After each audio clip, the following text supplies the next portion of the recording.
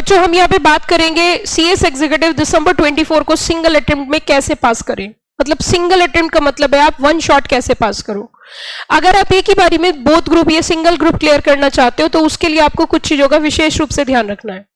Important things to be considered in your mind. Point number 1, आपको यहाँ पे daily basis जो है टारगेट वाइज पढ़ाई करनी है, क्योंकि ऑन एन एवरेज अगर आप एक सब्जेक्ट में देखो तो लगभग 20 चैप्टर्स है।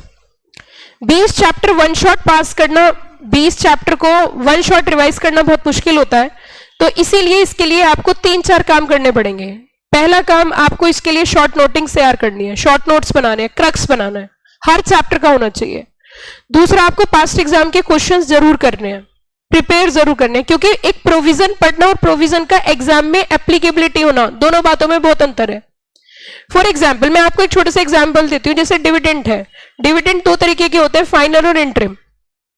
अब क्या है कि डिविडेंड के ऊपर सेक्शन 123 की अगर हम बात करें तो वो एप्लीकेबल है। एग्जाम उसमें क्या होता है, dividend once declared can't be revert back. आपने डिविडेंड एक बार डिक्लेयर कर दिया, वापस नहीं ले सकते। एग्जामिनर ने डिविडेंड के बारे में नहीं पूछा, एग्जामिनर ने इंटरिम डिविडेंड का केस स्टडी बना दिया, कहने लगे जी बोर्ड ऑफ डायरेक्टर ने इंटरिम डिविडेंड डिक्लेयर किया था और वापस ले लिया। तो क्या बोर्ड ऐसा कर सकता है? तो मुद्दा ये उठता है कि अब बच्चे ने कभी क्वेश्चन पढ़ा ही नहीं तो उसे पता ही नहीं है। बात यहां पे ये उठती है कि डिविडेंड इंक्लूड्स बोथ इंटरिम और फाइनल, और क्योंकि जो सेक्शन फाइनल पे इंटरिम पे लगते हैं वही फाइनल पे लगते हैं, और जो फाइनल पे लगते हैं वही इंटरिम पे लगते हैं। तो इसका मतलब बोर्ड ऐसा नहीं कर सकता। लेकिन बच्चे ने तो सिर्फ पढ़ा इंटरिम डिविडेंड, फाइनल डिविडेंड, ये नहीं पता क्वेश्चन में कैसे लागू होगा। तो जब तक आप पास्ट एग्जाम के क्वेश्चंस नहीं करोगे आपकी क्लैरिटी नहीं रहेगी। पास्ट एग्जाम के क्वेश्चंस करना बेहद जरूरी है। डेली आप जो पढ़ के आ रहे हो कोचिंग में, आपने वो सिर्फ कानों से सुना है। आपको अगर उसे रिटेन करना है तो लिखित में होना चाहिए, रिटन में होना चाहिए। मेहनत करो, उसे लिखो। या जैसे हम लोग अगर अपनी बात करें तो हम क्रक्स नोटिंग्स बनवाते हैं, क्रक्स नोट्स होते हैं। क्यों होते हैं? क्योंकि 2 पेपर के बीच में जो टाइम होता है एक चैप्टर को रिवाइज करने का वो 7 मिनट का होता है। आप कैलकुलेट कर लेना, 7 मिनट्स का टाइम होता है। अगर 7 मिनट में आपने रिविजन कर लिया तो कर लिया, अदरवाइज नोट। तो इसीलिए आपके पास क्रक्स नोट्स होना बेहद जरूरी है। या तो आपको बनवाए जा रहे हो, आप खुद बनाइए।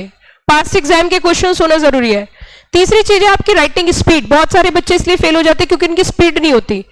आपका गेम खेलना हो, आपका स्पोर्ट्स में जाना हो, गाड़ी सीखनी हो, आपकी स्केटिंग सीखना हो, आपका स्विमिंग करना हो, ये it's not a one day game, it's a skill. तो writing is also skill, it take some time. आज से तैयारी करो, हर रोज एक क्वेश्चन लिख के देखो, ताकि एग्जाम में आपको ये ना समझ में आए कि कैसे लिखूं। क्योंकि यहाँ पे जब आप केस स्टडीज लिखोगे, क्वेश्चन लिखोगे, तो वोकैबुलरी होना जरूरी है। अगर आपके पास वोकैबुलरी नहीं है, आपके पास वर्ड्स ही नहीं है, आप लिखोगे क्या? तो वर्ड्स का कलेक्शन हो जाएगा, राइटिंग स्पीड अच्छी हो जाएगी, लिखना आ जाएगा, पास्ट एग्जाम के क्वेश्चंस तैयार हो जाएंगे।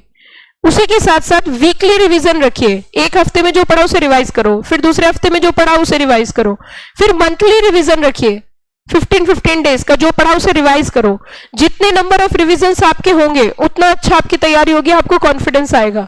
तो इसीलिए आपको कुछ काम करने होंगे जो ज्यादा जरूरी है, वन शॉट पास हो जाओगे। या तो एक बार मेहनत कर लो, बार बार मेहनत करते रहो। तो मैं यही कहूंगी कि एक बार ढंग से मेहनत कर लो, अच्छी तरीके से पढ़ाई कर लो, वन शॉट पास हो जाओगे। Thank you, have a nice day.